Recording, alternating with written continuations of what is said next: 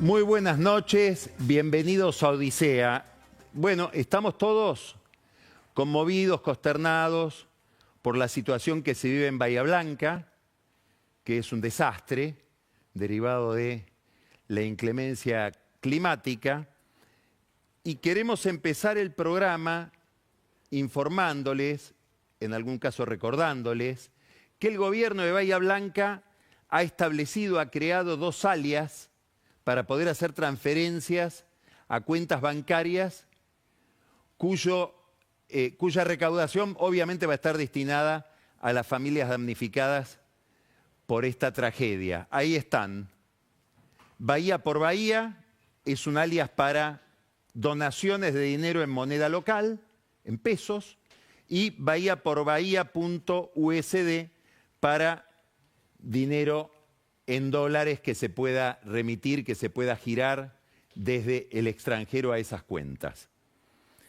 Vamos a seguir recordando después estos datos para que se pueda canalizar para que se puedan canalizar esas donaciones. La vida pública, como sabemos, es muy obvio, está condicionada, está determinada por distintos factores. Decisiones políticas que tienen que ver con hechos cotidianos que ocurren hora a hora. Recién el gobierno acaba de emitir el decreto para justificar la toma de crédito en el acuerdo con el Fondo Monetario Internacional. Después vamos a hablar de eso. Ciclos económicos que tienen otra duración, no son seguidos o no son susceptibles de ser registrados diariamente por el periodismo, tienen otra velocidad. Las clases sociales que se modifican, se vuelven, tienen un espesor, pueden adquirir otro, se achican, se agrandan. Y hay otro factor que es el que me interesa poner bajo la lupa esta noche para entender un movimiento de profundidad que se está registrando en la sociedad argentina y que explica en buena medida el fenómeno Milei, el éxito que Milei tiene en las encuestas, pero que también este otro factor está rigiendo la vida de muchas sociedades en Occidente. Después vamos a hablar, hoy tenemos el gusto y la alegría de tener en Odisea al embajador de Francia en la Argentina, a Romain Nadal, que ustedes, si no lo conocen, algunos de ustedes lo van a conocer esta noche y van a ver que es un hombre brillante. ¿De qué factor estoy hablando que mueve tanto la vida social y mueve la política indirectamente en muchas democracias? Las emociones. Las emociones. Lo que no es enteramente racional, vamos a decirlo en palabras que le gustarían al embajador, lo que no es enteramente cartesiano. Esas son un factor clave hoy y explican mucho de lo que está pasando con la vida política en la Argentina. ¿Por qué? Porque cuando uno mira la historia emocional de la Argentina o de la sociedad argentina en los últimos años, en la mayoría de las encuestas, sobre todo en las cualitativas, las que miran cómo se forman las ideas en la cabeza de la gente y las emociones políticas en el corazón de la gente, advierte que empieza a haber un cambio significativo, muy significativo, digamos en la segunda mitad del año 2020. Curiosamente es cuando se hace más riguroso el efecto de la cuarentena, en medio de la pandemia, que produjo emociones obviamente muy agudas, porque era la sociedad completa expuesta al misterio de un virus que nadie conocía, casi ni los médicos, y expuesta al peligro de la enfermedad y aún de la muerte. Más del 70% de los encuestados en aquellos sondeos del 2020, 2021, 2022, es un fenómeno que además de ser muy llamativo por su dimensión, es llamativo por su continuidad, más del 70% manifestaba posiciones pesimistas. Creía que ese año que estaba viviendo, por ejemplo 2020, era peor que el 2019 y que el 2021 iba a ser peor que el 2020. Se había cerrado el horizonte. daba la impresión de que no había visibilidad histórica hacia adelante. Y manifestaciones dolorosas que recorrieron toda la campaña electoral del año 2023 y que acá, con mucha insistencia, las consignamos. La idea sintetizada en una sola frase: esto no es vida. Y la política se ha convertido en un circo vacío, del que nosotros, los votantes, ya no fuimos. Depresión, pesimismo e impugnación de la dirigencia para manejar la situación.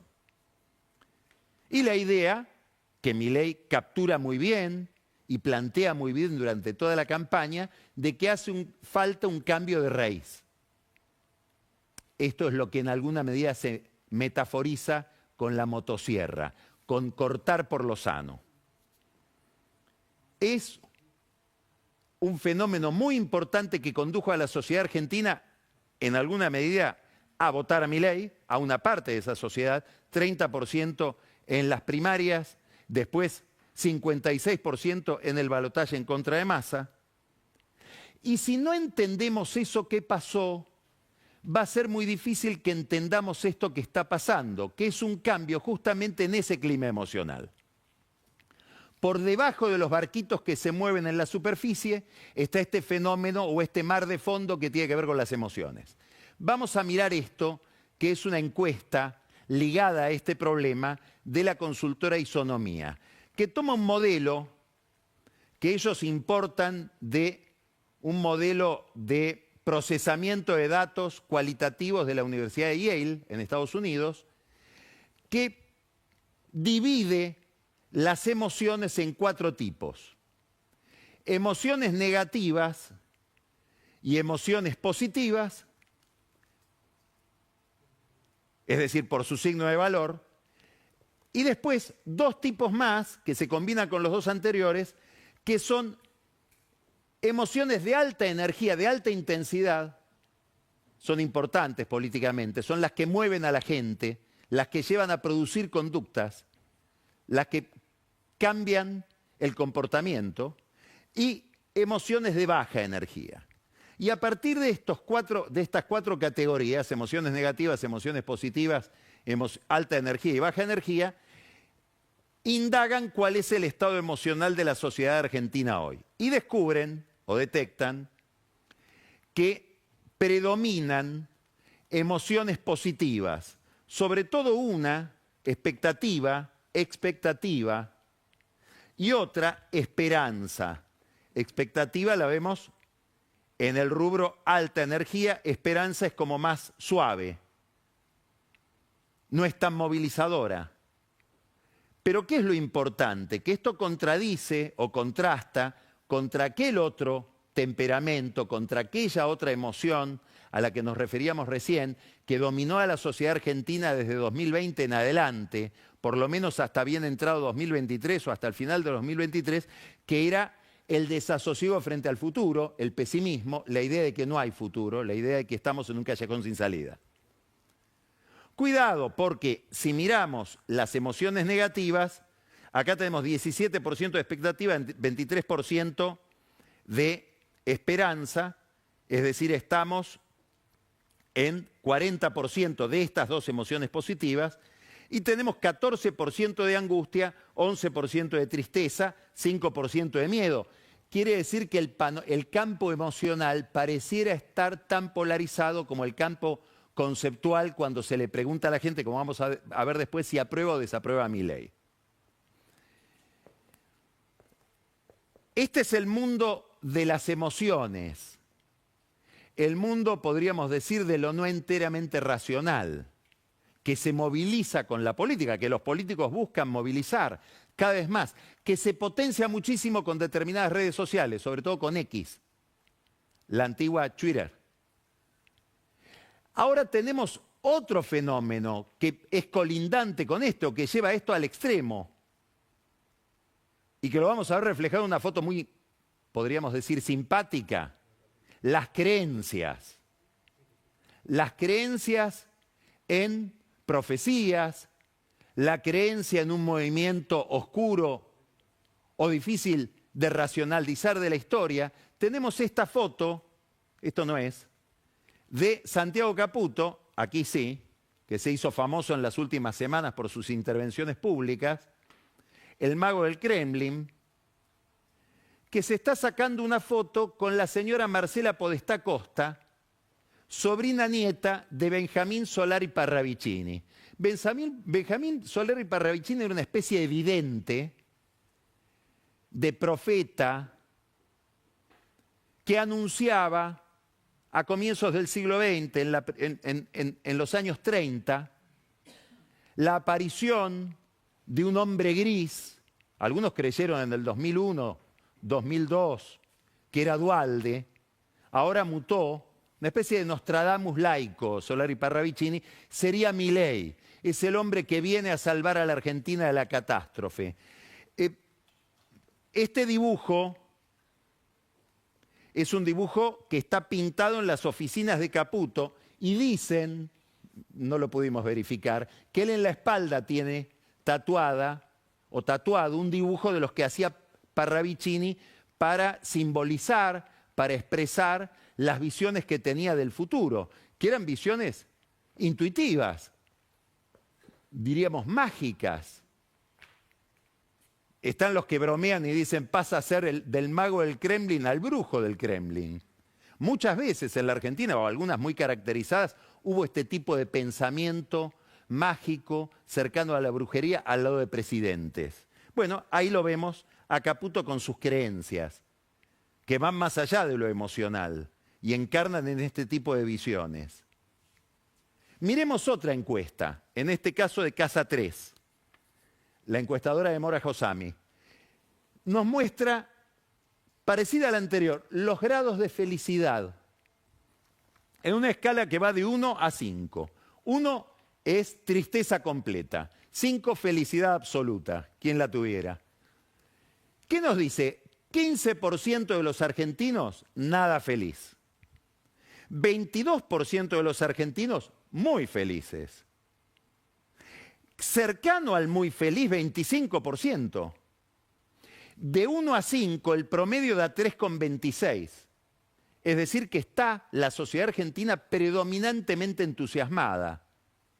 Ahora, después muestra otra escala que en la medida en que se cae en la pirámide social, lo cual es lógico, cuanto más pobre, menos feliz.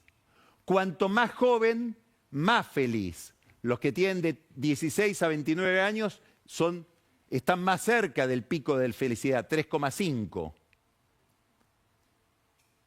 Los que están en un nivel bajo, desde el punto de vista socioeconómico, 3,1 contra 3,7 los que están en el nivel alto. Es decir, a los ricos les va bien, o están entusiasmados, o creen en esta receta. Pero estamos diciendo que asociada a la presencia de Milei hay una modificación, una mutación en el estado emocional que conduce la política desde abajo, desde la profundidad del fenómeno, y que puede explicar cosas inexplicables para muchos, como por qué en medio de un ajuste Milei se sigue sosteniendo. Y eso probablemente, si uno tiene que imaginar una hipótesis, tenga que ver con algo que Milei logra y que no lograron sus antecesores. Cumplir con una promesa importante.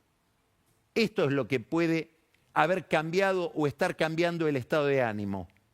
Y puede legitimarlo a Milei, darle una autoridad que sus antecesores o los otros líderes de la clase política no tienen, la mayoría de ellos. ¿Y cuál es esa promesa que se cumple? Bajar la inflación. Detener la inflación, que produce una conmoción en la vida privada de todos nosotros, porque enloquece los precios y deteriora los ingresos. Algo especialmente importante y doloroso en una sociedad con altísimos niveles de informalidad, es decir, con muchísima gente que no puede defender su salario en el marco de una negociación laboral sencillamente porque no pertenece al mundo del trabajo en blanco, no tiene un sindicato que le defienda el ingreso. Entonces, derrotar la inflación en ese contexto socioeconómico es especialmente importante. Es una inflación muy distinta de la que conocíamos, por ejemplo, en los años 80. Esto explica que los niveles de, aún en medio del ajuste, los niveles de aprobación del gobierno de Milei sean equivalentes a los niveles de desaprobación, están parejos. Lo que decíamos del campo emocional se traslada al campo valorativo. Fíjense, esto es una encuesta, quiero que miren esta encuesta. Esta encuesta la hace una consultora que se llama Atlas Intel, asociada a la agencia Bloomberg.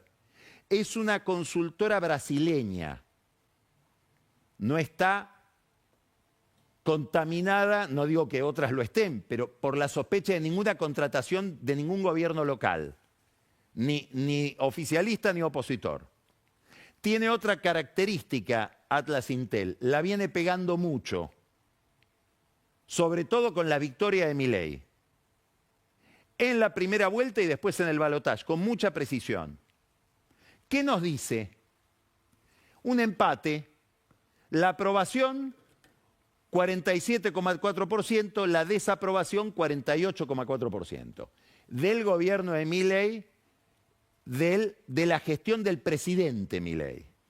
Ahora, esta encuesta de Atlas Intel tiene una peculiaridad y una curiosidad que es la que me interesa destacar. Y es que cuando mira la imagen personal de Milei, ahí se produce en el mes de febrero un quiebre que todos los encuestadores asocian al escándalo de la criptomoneda Libra y la participación de Milei en ese negocio privado. Se cruzan la imagen positiva con la imagen negativa y acá está el fenómeno, que desde enero a fines de febrero cae 10 puntos porcentuales la imagen positiva y sube 9 puntos porcentuales de 41% a 50% la negativa. Y esto es personal, tiene que ver con algo que aparece en otras encuestas. Me gusta el gobierno, pero no los modales. Me gusta la gestión de Milei, pero no el estilo de Milei. Digo que por primera vez se cruzan 50% la negativa, 45% la positiva, contra 51% de la positiva, contra 41% de la negativa en el mes de enero. Acá ha habido un cambio, y un cambio que seguramente le preocupa al gobierno, y le preocupa seguramente a Santiago Caputo, que es el encargado de que esto se vuelva a la situación anterior. Tal vez por eso el nerviosismo, cierta exaltación. Esto es el caso Libra, donde aparece una característica que hay que empezar a mirar en este gobierno. Y es una característica que está descrita por un artículo que acaba de publicar Francis Fukuyama. ¿Ustedes se acuerdan de aquel profesor que anunció, después del estallido de la Unión Soviética, la caída del muro de Berlín, con un optimismo superior al de estas encuestas, el fin de la historia? Triunfó el capitalismo, triunfó la democracia liberal, no hay más innovación. Bueno, Fukuyama, al que no le salió bien aquel pronóstico, vamos a preguntarle después al embajador Nadal cómo estamos hoy en relación con eso, sobre todo con la democracia liberal. Fukuyama escribe un artículo en una revista Persuasion donde trata de indagar, no en Milei, en Trump. Y dice, ¿esto qué es? ¿Es fascismo? No, no es fascismo. No, porque no hay una ideología. Tampoco hay la idea marxista o comunista de reemplazar un sistema por otro. Lo que hay es un conflicto entre la institucionalidad y las pretensiones de éxito personal. Allí donde el éxito personal o la voluntad personal o el deseo personal se ve contrariado por las instituciones, ahí se arma el conflicto. No pasa tanto por lo ideológico, no pasa tanto por un modelo que sustituye a otro, pasa por la rebeldía, el enojo que puede producir en algún líder los límites que impone el sistema, los límites que impone la ley. Esto es lo que pasó. Entonces, Fukuyama habla de un concepto que lo va a buscar a Max Weber. Dice, estos son gobiernos patrimonialistas. Les cuesta distinguir entre lo público y lo privado. ¿Qué es lo que dice Milei cuando dice, no, pero si yo tuiteaba desde mi cuenta privada? ¿Por qué me miran como presidente si yo era el ciudadano Milei, que quería promover una criptomoneda que terminó después siendo una especie de estafa? Vamos a un detalle, una pavada.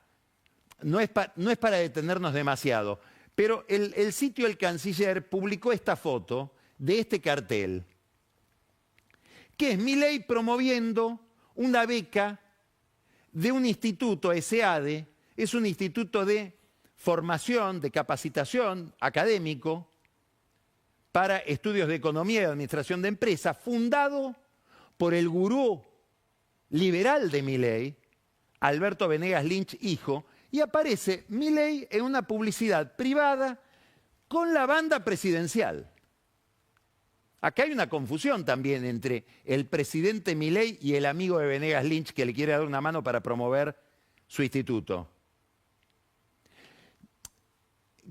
¿A dónde estamos yendo? A que esto no es la idea de un gobierno, de un líder o de una ideología antiestatal, es preestatal.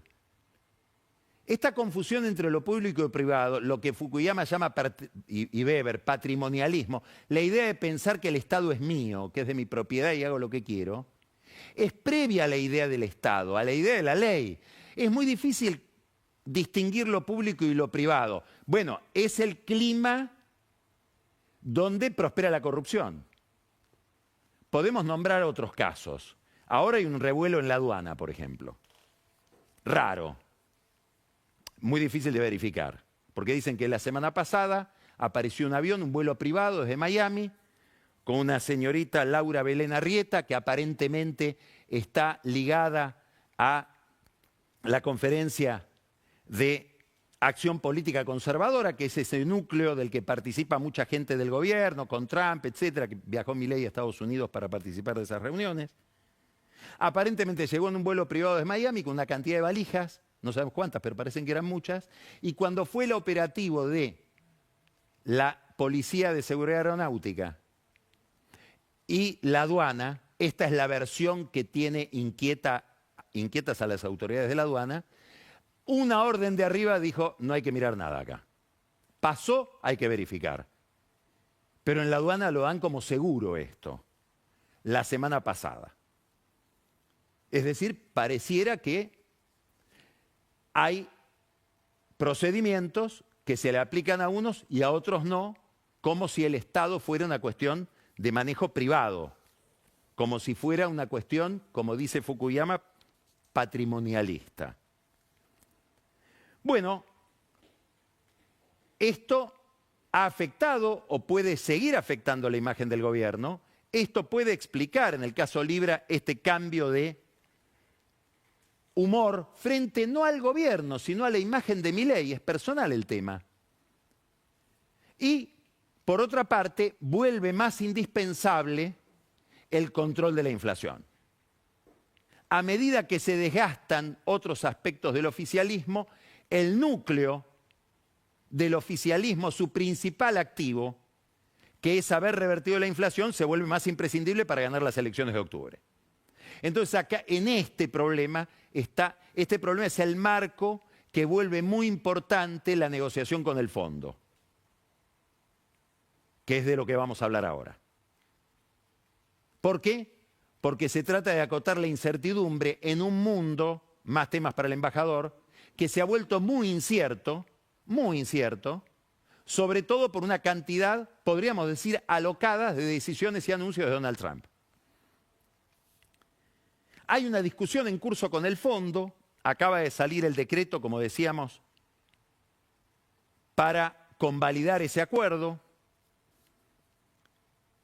Es un decreto que sustituye la ley que tendría que emitir el Congreso, según la ley gestionada por Martín Guzmán en el gobierno anterior, que pretendía que todo acuerdo con el fondo que tuviera algún tipo de relación con endeudamiento tenga que ser aprobado por el Congreso.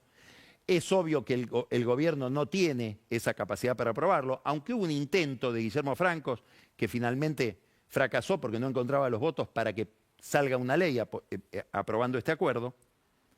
Salió el decreto. La negociación viene bien. En el gobierno argentino y en el fondo dicen que vienen en muy buenos términos. La Argentina puso otros negociadores distintos de los del primer tramo del gobierno. Ahora negocian el presidente del Banco Central, Santiago Bausili, y el viceministro de Economía, José Luis Daza, que son dos personas además con muy buen talante, de muy buen estilo personal. Es muy difícil que termine una negociación que llevan adelante ellos en un escándalo o en un conflicto inmanejable. Muy importante. Hubo una confusión. Cuando Milei dijo, mando el acuerdo con el fondo al Congreso, que lo dijo cuando abrió las sesiones ordinarias, todo el mundo dijo, bueno, está hecho el acuerdo. No, todavía no. La velocidad que trae hace pensar que este acuerdo va a estar aprobado por el directorio, ya no por el staff técnico, sino por el directorio del fondo, probablemente a mediados de abril. El gobierno lo quiere conseguir pronto porque le da un respaldo, sobre todo si hay un desembolso importante, después vamos a hablar de eso, para moverse en las aguas turbulentas de este mundo que se ha vuelto desde el punto de vista financiero muy incierto, y si no hay que mirar el comportamiento de las bolsas, sobre todo de las bolsas europeas. Entonces es muy importante en este contexto de incertidumbre global para el gobierno tener esta carta de una especie de certificación externa de que el programa funciona. Ahora, ¿por qué se demora? Porque hay dos temas que todavía deben ser definidos, a pesar de que el ministro Luis Caputo dijo este fin de semana, y vamos ahora a ver una parte de su entrevista, es una entrevista acá en La Nación Más con Horacio Cabac, que ya está definido, pero a nivel del staff técnico, el monto del desembolso y el nuevo régimen cambiario. Acá está todo el tema. La demora se debe a que todavía no se terminó de establecer cuál es el régimen que va a adoptar la Argentina para el tipo de cambio, para las operaciones cambiarias. No se definió qué va a pasar con el cepo. Si uno hipnotizara al gobierno en vista de las elecciones de octubre, diría, preferiríamos seguir con cepo y con el crawling peg de 1% mensual, esa pequeña devaluación que deciden los funcionarios en el Banco Central, contra la posición del fondo, que se parecería más a lo que uno imagina que piensa en serio Milei cuando uno mira el pensamiento económico de Milei, que dice, bueno, vamos a la flotación, un mercado libre de cambios, con alguna intervención que puede tener el Banco Central, pero en general libertad de mercado. ¿Qué mejor que el precio del dólar lo fije la oferta y la demanda? Piensa un liberal. Eso es lo que viene desde el fondo. Ahora quiero que usted se demore en mirar 2 minutos una parte breve de la entrevista de Horacio Cabac con Luis Caputo. Es muy importante ese fragmento. ¿Por qué? Porque Cabac le dice, bueno, ¿qué va a pasar con el sistema cambiario? ¿Esto de 2% y ahora 1% de devaluación mensual se mantiene? Y Caputo dice, sí, se mantiene, y después dice que no se mantiene. O sugiere que salimos de ese esquema y que no hay que intranquilizarse porque no hay la suficiente cantidad de pesos como para que, si se libera el cepo, que es lo que él está negociando con el fondo, haya una turbulencia cambiaria. Mírenlo. Con respecto a la cotización del dólar, que es algo que nos marca, por lo menos a nosotros, los entre comillas ciudadanos comunes, la economía. Es como un valor que tenemos de referencia para saber cuánto ganamos, si ganamos bien, si más o menos, si esto es caro, si esto es barato.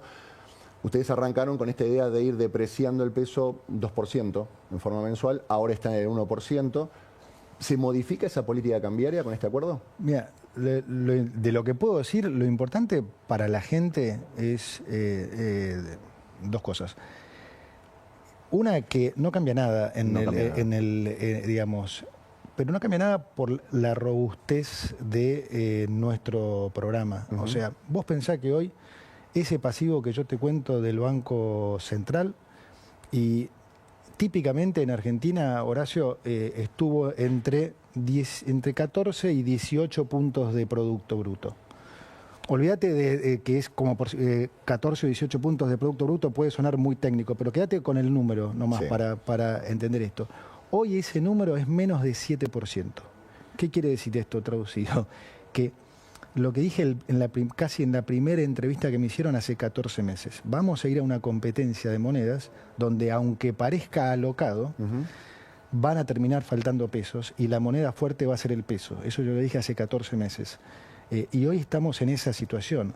¿Qué quiere decir que sean apenas 7 puntos de producto? Que no hay pesos. O sea, la economía necesita una cierta cantidad de pesos para funcionar, a menos que creamos que volvemos al trueque, no sé, que vos te querés comprar un cuaderno y tenés que llevar 4 vasos. O sea, no. Entonces, hoy hay el hecho de tener tan controlado la cantidad de pesos hace que eventualmente pueda haber un poco de volatilidad acotada en el tipo de cambio, pero nunca puede haber un cimbronazo, porque para que pase eso tiene que haber suficiente cantidad de pesos.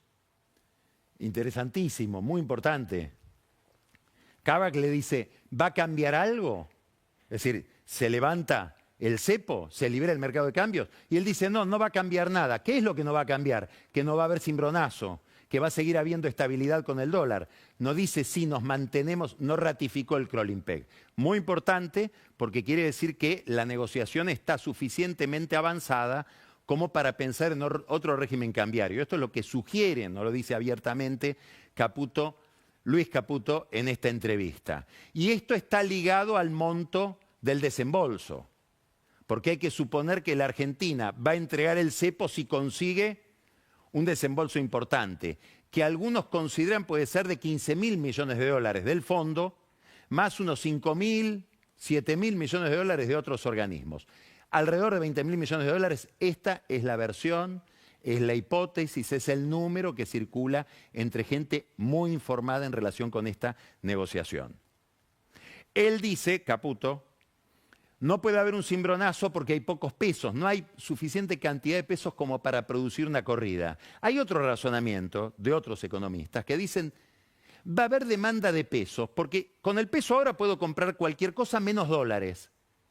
Como si se libera el mercado de cambio, también voy a poder comprar dólares, el peso va a ser una moneda más interesante que quiero tener y la voy a demandar. Y eso disminuye la posibilidad de una corrida cambiaria que produzca un reflujo inflacionario que deteriore el principal activo político del gobierno y que ponga en riesgo un triunfo electoral en el mes de octubre. Este es todo el circuito económico-político de este problema del dólar. Es la eventualidad de una corrida que genere inflación y produzca deterioro en la imagen del gobierno y en la adhesión de la gente del gobierno. Esto es lo que tratan de evitar. Ahora bien, el gobierno intentó aprobar este decreto, aprobar la ley, no pudo, y esto nos pone en evidencia algo que explicó acá en Odisea el lunes pasado Juan Manuel Olmos, dirigente importante del peronismo de la capital, cuando dijo, el gobierno no negocia con nosotros, no negocia con la oposición, quiere imponer cosas. ¿De qué hablaba Olmos? No de la ley, que seguramente el kirchnerismo jamás aprobaría. No le aprobó a Alberto Fernández un acuerdo con el fondo, menos se lo va a aprobar a Milei. No, estamos hablando de otro tema, que es el que hablaba Olmos. Tampoco en el plano institucional judicial va a haber un acuerdo. Y empieza a notarse cada vez más claramente la posición de Cristina Kirchner. Y la posición de Cristina Kirchner es idéntica a la que ella misma mantuvo con los senadores que le respondían en el año 2016, cuando Macri quiso consagrar a 2 jueces de la Corte, Rosati y Rosenkrantz, por decreto. Que es decir, si vienen por decreto, rechazados. Esto es lo que va a hacer Cristina Kirchner con Lijo, o es lo que va a ordenar Cristina Kirchner aparentemente con Lijo y con García Mansilla. Hay que mirar con lupa todo esto, porque no es lineal. Primero porque hay una diferencia enorme entre aquel decreto de Macri y este decreto de Milei para poner al hijo de García Mansilla. ¿Cuál es la diferencia? Que Macri firmó el decreto, postuló a los 2 jueces, esos jueces no juraron y mientras en el mismo decreto se desataba el proceso para que el Senado apruebe los pliegos. Y Pichetto dijo, no vamos a aprobar los pliegos y en ese caso sí vamos a convalidar que entren por decreto. Pero ya con el acuerdo del Senado. Cristina, y lo dijo en aquel momento la senadora Fernández Agasti, dice, aunque tengan acuerdo del Senado, si empezaron por un decreto, no corren. Ahora es otra la situación, porque el gobierno emite un decreto y los pone por decreto cuando el Senado ya lo está tratando el caso. Es decir, la ofensa al Senado es mayor. El gobierno ya mandó los pliegos, los trató la comisión. Bueno, se demora el Senado en aprobarlos, no es que el Senado no trabaja en el tema. Esto le da mayor razón a Cristina Kirchner para decir yo voy a salir en defensa de la potestad del Senado, del poder del Senado. Y mis senadores van a rechazar los 2 pliegos. Ahora, son 2 pliegos distintos. ¿Por qué? Porque García Mansilla ya es juez de la Corte. ¿Qué quiere decir? Si el Senado rechaza su pliego, ¿tiene que renunciar? Gran problema. Porque la Constitución dice que para remover un juez de la Corte solo hay un procedimiento, el juicio político, con una condena de 2/3 del Senado. Es decir, daría la impresión, según media biblioteca, o más de media biblioteca, que aunque le rechace el pliego el Senado, García Mansilla por el decreto puede quedar hasta noviembre. Un García Mansilla que aparentemente se parece más a Rosenkrantz y a Rosati que a Lorenzetti y al hijo. Otra es la situación del hijo que todavía no es juez de la Corte. Ahí sí, si le rechazan el pliego, el hijo no va a ser juez de la Corte. Quiere decir que al final podría quedar hasta fin de año, escuche bien, una Corte con 3 jueces que se parecen ideológicamente entre sí y uno que está más cerca del gobierno. Sería un gran fracaso de Milei.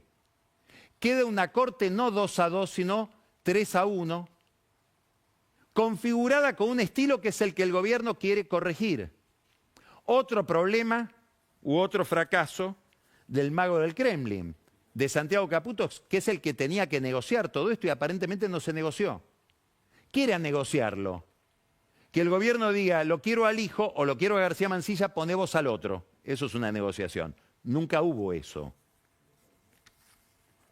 Bueno, es un tema importante, porque en la Corte se discuten temas importantísimos para la política.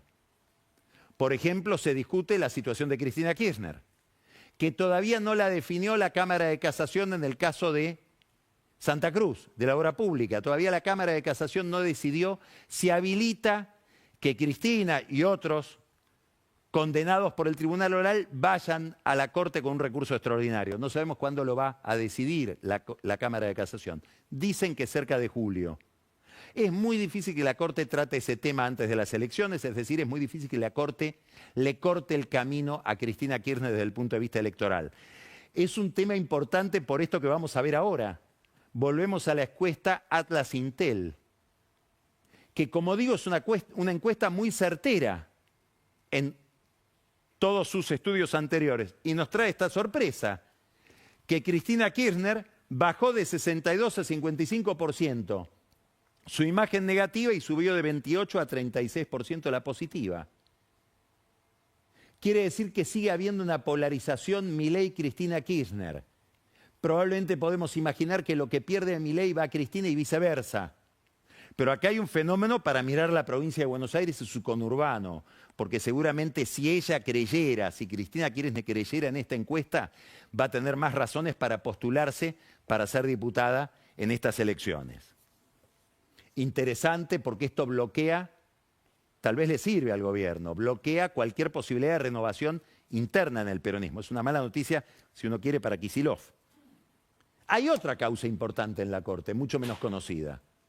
Hay una causa contra Jorge Macri, al que el gobierno ha puesto en la mira de la peor manera, usando todos los recursos, los decentes y los indecentes. Una causa originada en Vicente López cuando él era intendente de Vicente López por lavado de dinero. Lo absuelve, lo sobresee la jueza Arroyo Salgado de San Isidro, pero se apela a la medida por los fiscales. Lo sobresee la Cámara de San Martín, pero el fiscal de Cámara apela a la medida. Lo sobresee la Cámara de Casación y se vuelve a apelar y ahora está en la Corte. Todo un problema para Jorge Macri, que está en el corazón de una gran tormenta que es la tormenta de la política porteña, donde se juega mucho de la política nacional. Porque en alguna medida, en buena medida, en la política porteña se juega la posibilidad o no de una alianza entre el gobierno y el PRO. Se juega el destino de lo que sería la derecha en la Argentina. Se despeja o se empieza a despejar la incógnita de si Milei puede quedarse enteramente con el poder del PRO y sobre todo con la capital federal y con el electorado del PRO, o si va a tener que pactar con Macri. Bueno, esto es lo que está detrás de las candidaturas que se empiezan a postular en estos días.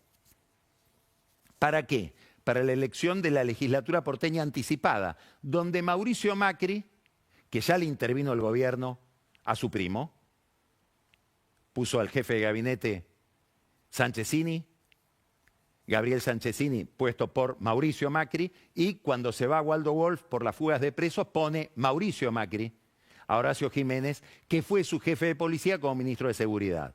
Y ahora Macri postularía, casi seguro, a María Eugenia Vidal, no a un funcionario del gobierno, porque Macri lo que quiere mostrar en la Mauricio, lo que quiere mostrar en la capital federal no es el gobierno de su primo, sino al PRO como partido.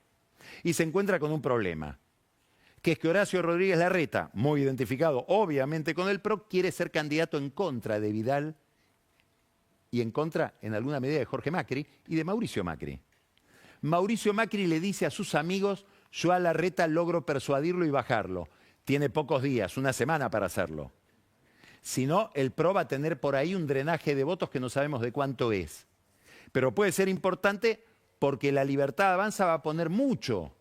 Karina Milei va a poner mucho en la elección porteña.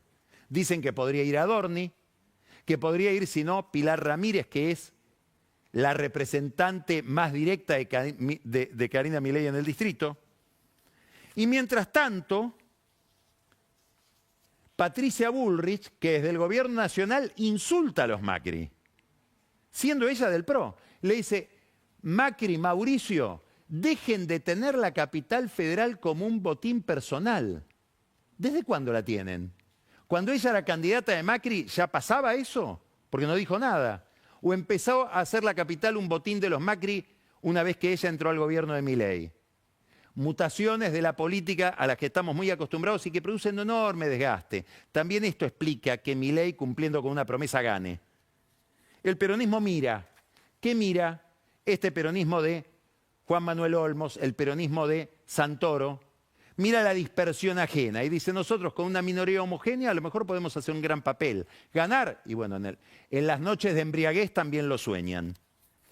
Mirar la elección porteña. ¿Por qué? Porque si los Macri logran hacer una elección digna, importante, 25 o 27%, Milei está obligado a pactar con ellos para la elección de senador que se juega en octubre en la capital. Y eso cambiaría el panorama que conocemos hoy y cambiaría las perspectivas parlamentarias del gobierno de Milei a partir del año que viene. Vamos a empezar Odisea con un gran invitado que es el embajador de Francia, Romain Nadal. Después vamos a mirar un informe de Pancho Olivera que nos